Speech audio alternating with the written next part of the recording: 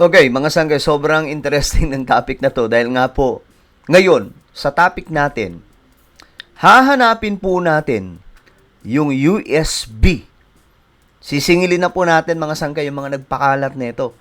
Yung sinasabing may USB daw po na sumisinghot daw po si PBBM ng ipinagbabawal na pulburon. So ngayon mga sangkay, it's time, no? Na hanapin po natin sila. Sino ba yung mga nagpakalat nito? Anyway, bago tayo magsimula, paki-subscribe po muna yung ating YouTube channel. Tayo po ay road to 2 million subscribers na. Parami po tayo ng parami, mga sangkay. Ayan po. No, sa mga hindi pa po nakakapag-subscribe dyan, makikita nyo po yung subscribe button sa baba ng video na to. Okay, ngayon din, i-click nyo po yung subscribe, i-click nyo yung bell, at i-click nyo po yung all. At sa mga nanonood po sa Facebook, i-follow nyo po yung ating Facebook page. Okay, guys, eto na. Arangkada po tayo. Shoutout nga pala sa lahat ng mga solid sangkay, no? Mag-comment po kayo ng hashtag solid sangkay kasama po ang inyong mga lugar para syempre magkakilala po tayo dito sa YouTube. Ngayon mga sangkay, eto na. Alam nyo, gusto kong singilin po talaga sila dito. Nasaan na po ang video na sinasabing sumisinghot ang Pangulong Marcos? Kasi pinakalat po nila to mga sangkay. Ayan po yung mga nagpakalat niyan, anak ng tokwa. Nasaan na kayo?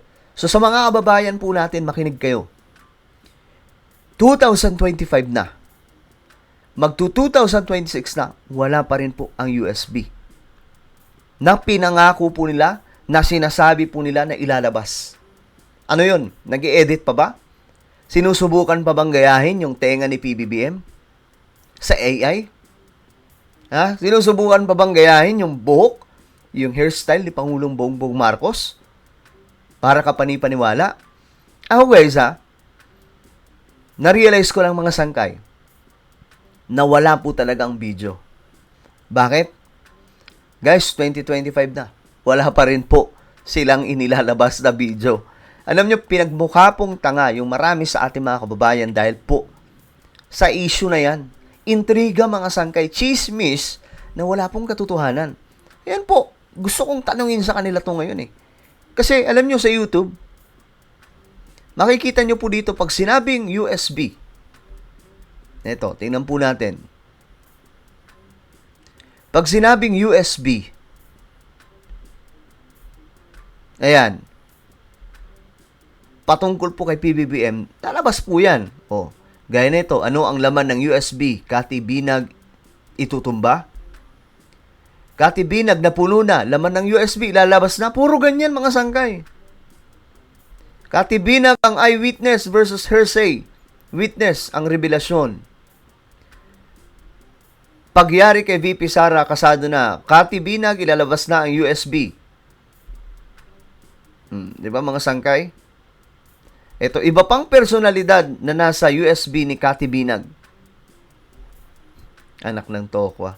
Sobrang ano no mga sangkay. USB ni Cathy Binag na kay VP Sara na. Anak ng tokwa. Na kay VP Sara na daw. Isa lang ang masasabi ko. Niloko po ang taong bayan nitong mga taong ito. Pinalabas po nila, okay? Pinalabas po nila, mga sangkay, na may USB na sumisinghot si PBBM para po magalit ang taong bayan. Kita niyo mga sangkay? Kung gaano karami yung naloko?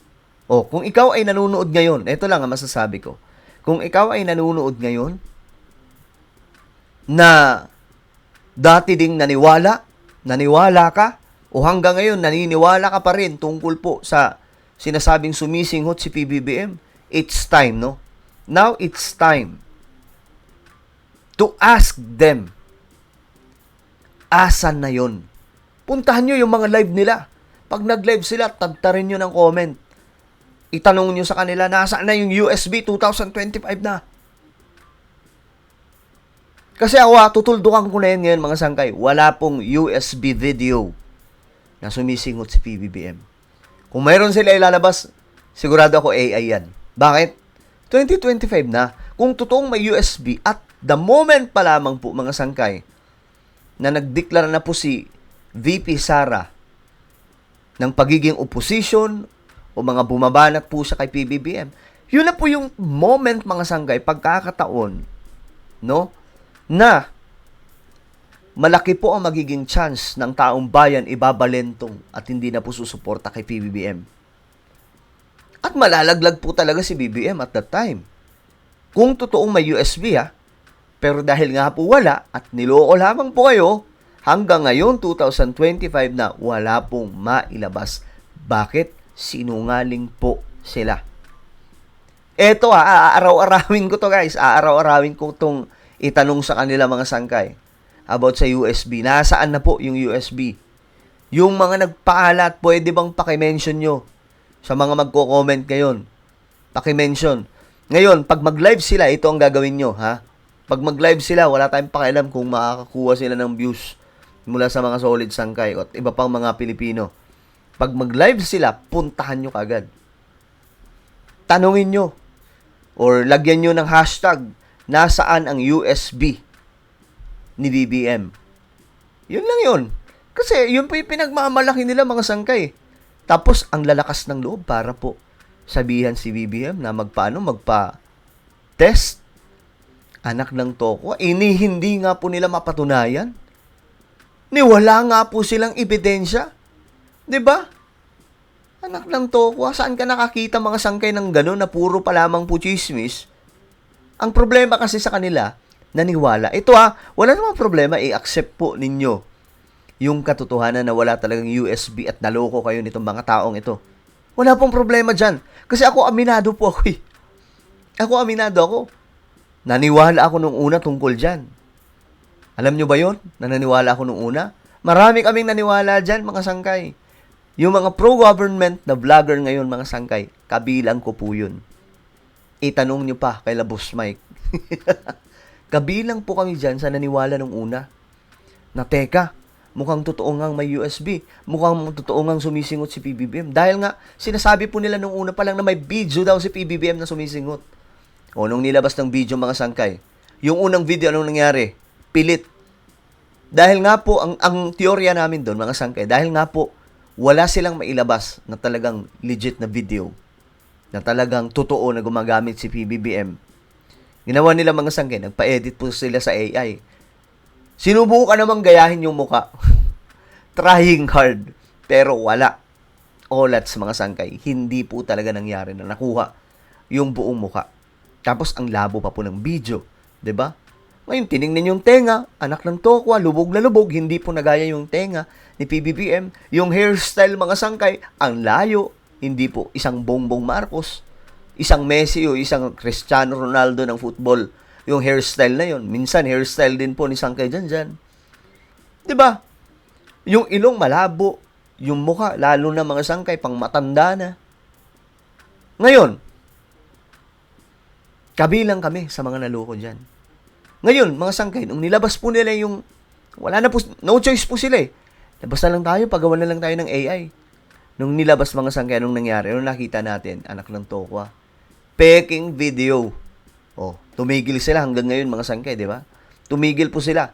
Pero pinanindigan na lamang po nila, pinakalat na lamang po para magmukhang totoo.